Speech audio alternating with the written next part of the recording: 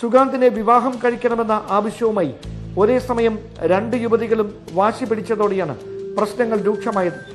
ജീവനൊടുക്കിയ 24-കാരിയുടെ സുഹൃത്തായിരുന്ന ഈ IB ഉദ്യോഗസ്ഥയുമായി വിവാഹത്തിന്റെ പേരിൽ തർക്കമുണ്ടായതായും അന്വേഷണ സംഘം സ്ഥിരീകരിച്ചു.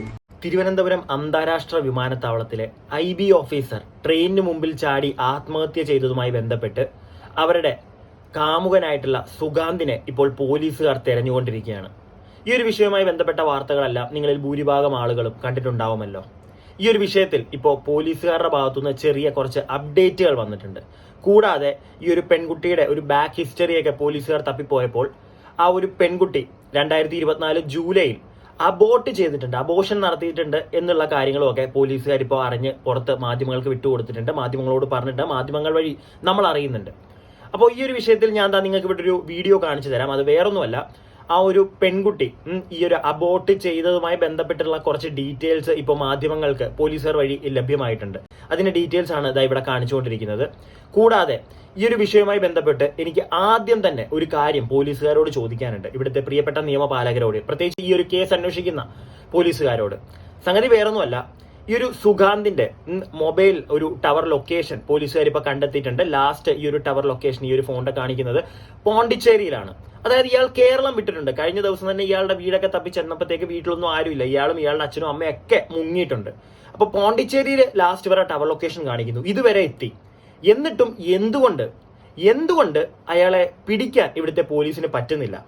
അയാൾ മുൻകൂർ ജാമ്യാപേക്ഷയായിട്ട് പോയിട്ടൊക്കെ ഉണ്ട്. അതായത് അയാൾ ഒന്നും ചെയ്തിട്ടില്ല. ഈ ഒരു പെൺകുട്ടിയുടെ അച്ഛനും അമ്മയും, ഈ മരിച്ച പെൺകുട്ടിയുടെ അച്ഛനും അമ്മയൊക്കെ അവരുടെ വിവാഹത്തിന് എതിർത്തു. അതുകൊണ്ടാണ് ആ ഒരു പെൺകുട്ടി ഈ ഒരു ആത്മഹത്യ ചെയ്തത് എന്നൊക്കെയാണ് അയാൾ പറയുന്നത്. അത് കൂടാതെ അയാൾ പറയുന്ന കുറച്ച് കാര്യങ്ങളുണ്ട്. അന്ന് ഞങ്ങൾ സംസാരിച്ചിട്ടുണ്ടായിരുന്നു. ആ സമയത്ത് അവർ കുറെ കാര്യങ്ങളൊക്കെ എന്നോട് പറയുന്നുണ്ടായിരുന്നു എന്നൊക്കെ പറയുന്നതൊക്കെ വെറും പച്ചക്കള്ളമാണെന്ന് തെളിയുന്നുണ്ട്. കാരണം അന്നത്തെ ദിവസം വളരെ കുറച്ച് തവണ എന്ന് പറയുന്നില്ല, കുറച്ച് നേരം, ഏകദേശം 8 സെക്കൻഡ് അങ്ങനെയൊക്കെ ഇവർ തമ്മിൽ സംസാരിച്ചിട്ടുള്ളൂ. അതിൽ നിന്ന് എനിക്ക് മനസ്സിലായത് ഈ ഒരു പെൺകുട്ടി നിരന്തരമായി ഈ ഒരു സുഗാന്തിനെ വിളിക്കുകയും അയാൾ എന്തെങ്കിലുമൊക്കെ പറഞ്ഞ് അവോയ്ഡ് ചെയ്യുകയും ചെയ്ത് കാണും. അതുകൊണ്ടാണ് ഈ പെൺകുട്ടി ട്രെയിനിന് മുമ്പിൽ ചാടുന്നതിന് തൊട്ട് മുമ്പും ഈ സുഗാന്തുമായിട്ടാണ് സംസാരിച്ചത്. അതും വളരെ കുറച്ച് സെക്കൻഡ്സ്. ഇയാൾ എതിർത്ത് എനിക്ക് താല്പര്യമില്ല എന്ന് പറഞ്ഞു കാണും. അങ്ങനെ പറയാനും ഒരു കാരണമുണ്ട്. കാരണം ഇയാൾക്ക് ആ ഒരു പെൺകുട്ടി മാത്രമല്ലായിരുന്നു ഉണ്ടായിരുന്നത്. ആ പെൺകുട്ടി കൂടാതെ വേറെയും 2 പെൺകുട്ടികൾ ഇയാളുടെ ജീവിതത്തിൽ ഉണ്ടായിരുന്നു. അങ്ങനെ ഈ 3 പെൺകുട്ടികളിൽ 2 പേര് IB ഓഫീസേഴ്സ് തന്നെയാണ്. അതിൽ ഒരാളാണ് ഇപ്പോൾ ട്രെയിനിന് മുമ്പിൽ ചാടി ആത്മഹത്യ ചെയ്തത്. ഇയാൾക്ക് ചിലപ്പോൾ ഈ ഒരു പെൺകുട്ടിയെ മടുത്ത് കാണും. അപ്പൊ മറ്റൊരാളെ കല്യാണം കഴിക്കാമെന്ന് വിചാരിച്ചതായിരിക്കാം. എന്തൊക്കെയാണെങ്കിലും അവന്റെ ആ വിചാരം വെറും ചെറ്റ വിചാരമായിപ്പോയി. കാരണം ഇവിടെ ഒരു പെൺകുട്ടിയുടെ ജീവിതമാണ് ഇല്ലാതെയായത്. വേണ്ടെങ്കിൽ ആദ്യമേ തന്നെ ഇയാൾക്ക് ഒഴിയാമായിരുന്നു.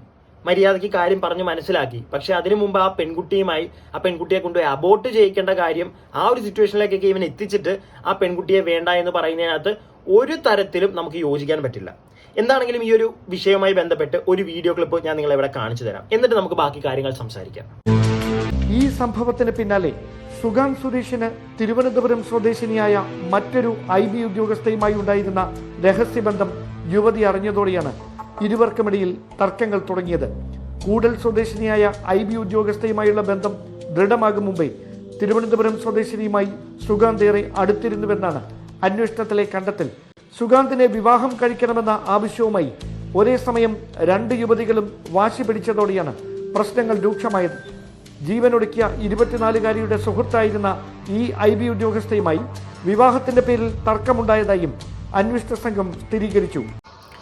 എനിക്കപ്പോ മനസ്സിലാവാത്തൊരു കാര്യം, ഈ പെൺകുട്ടി ഇപ്പോൾ മരിച്ച പെൺകുട്ടിക്ക് തന്നെ അറിയാം ആ പെൺകുട്ടിയുടെ സുഹൃത്തായിട്ടാണ് ഇയാൾക്കൊരു റിലേഷൻ ഉണ്ടായിരുന്നു എന്നുള്ളത്. അപ്പോൾ ഈ ഒരു പെൺകുട്ടി, ആ പെൺകുട്ടിക്ക് അറിയില്ലായിരുന്നോ ഓൾറെഡി ഇവൻ ഈ ഒരു പെൺകുട്ടിയായിട്ട്, ഈ മരണപ്പെട്ട പെൺകുട്ടിയായിട്ട് റിലേഷൻ ആയിരുന്നു എന്നുള്ള കാര്യം ആ പെൺകുട്ടിക്ക് അറിയില്ലേ? ഇനി ആ പെൺകുട്ടി അറിഞ്ഞുകൊണ്ട് തന്നെയാണോ ഇവന്റെ ലൈഫിലേക്ക് വന്നത്? ഇല്ലെങ്കിൽ ഇവൻ വേറെ ഏതെങ്കിലും രീതിയിൽ ആ പെൺകുട്ടിയെ ചതിയിൽപ്പെടുത്തിയതാണോ? ഇതും കൂടെയൊക്കെ ഒന്ന് അന്വേഷിക്കേണ്ട കാര്യമുണ്ട്.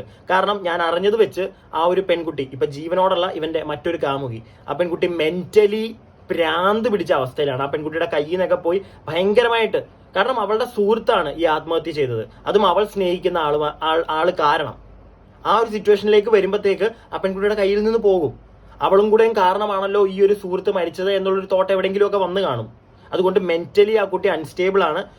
ഒരു ഡോക്ടറെയൊക്കെ ഇപ്പൊ കൺസൾട്ട് ചെയ്തുകൊണ്ടിരിക്കുകയാണ് എന്നൊക്കെയാണ് നമുക്ക് അറിയാൻ സാധിച്ചത്. എന്തായാലും 2 പെൺകുട്ടികളുടെ, പിന്നെ ഇതിനകത്തൊന്നും പെടാത്ത മൂന്നാമതൊരു പെൺകുട്ടിയും കൂടെ ഉണ്ട്, 2-3 പെൺകുട്ടികളുടെ ജീവനാണ് ഈ ഒരു ചെറ്റ നശിപ്പിച്ചിരിക്കുന്നത് ഇവിടെ. അവനെ എത്രയും പെട്ടെന്ന് തന്നെ പോലീസുകാർ അറസ്റ്റ് ചെയ്യണം. എന്ന് തന്നെയാണ് എനിക്ക് പറയാനുള്ളത്. നമുക്ക് ബാക്കി കാണാം. IB ഉദ്യോഗസ്ഥ ആത്മഹത്യ ചെയ്തതിന് പിന്നാലെ സംഭവം വിവാദമായതോടെ മാനസികമായി തളർന്ന തിരുവനന്തപുരം സ്വദേശിനി ഇപ്പോഴും മാനസികാരോഗ്യ വിദഗ്ധരുടെ ചികിത്സയിൽ തുടരുകയാണെന്നാണ് സൂചന.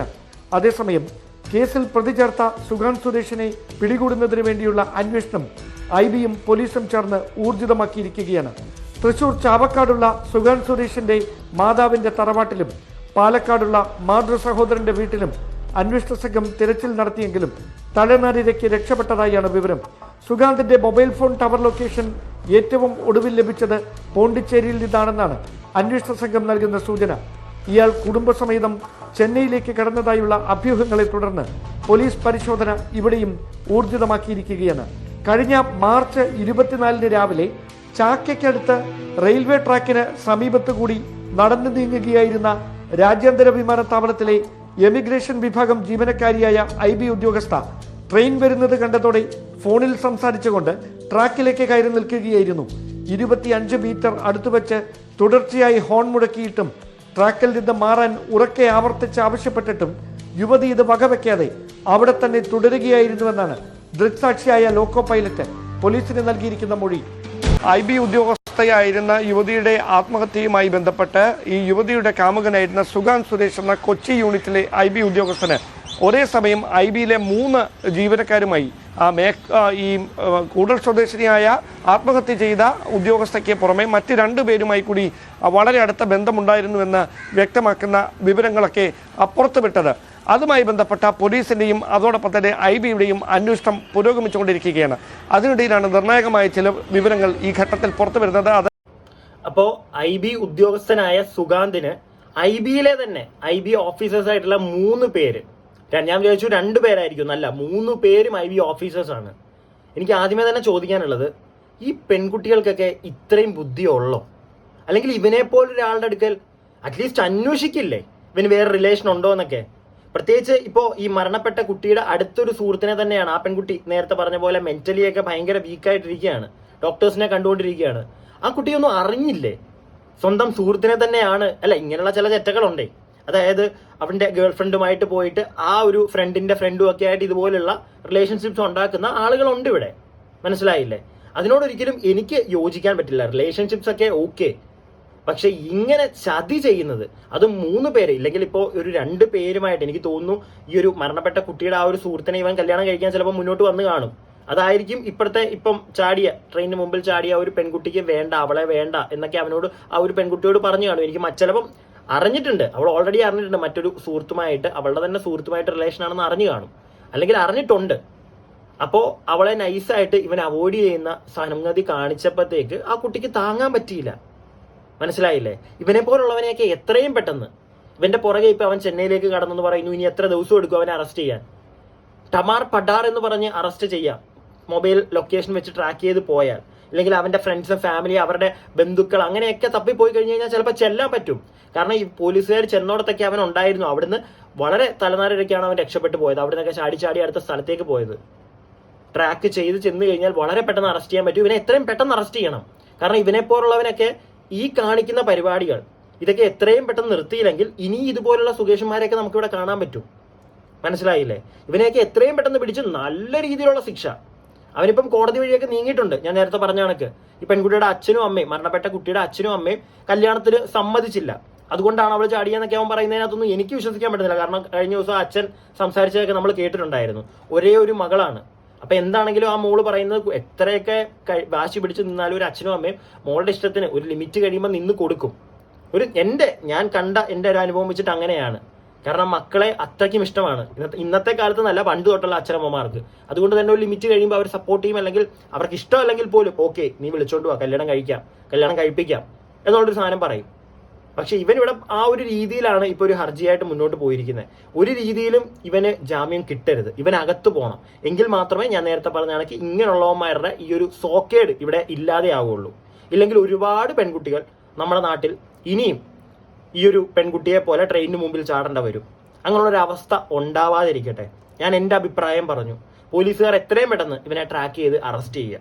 ഇതിനകത്ത് ഞാൻ കണ്ടതും ഞാനിപ്പോൾ നിങ്ങളോട് ഈ പറഞ്ഞതും ഒക്കെ വെച്ചിട്ട്, ന്യൂസ് ചാനൽ വഴി അറിഞ്ഞ കാര്യങ്ങളൊക്കെ വെച്ചിട്ട്, ഒരു രീതിയിലും ഇവനൊരു ശിക്ഷയിൽ ഇളവ് കിട്ടരുത് എന്നാണ് എനിക്ക് പറയാനുള്ളത്. ഇവൻ തന്നെയാണ് തെറ്റുകാരൻ.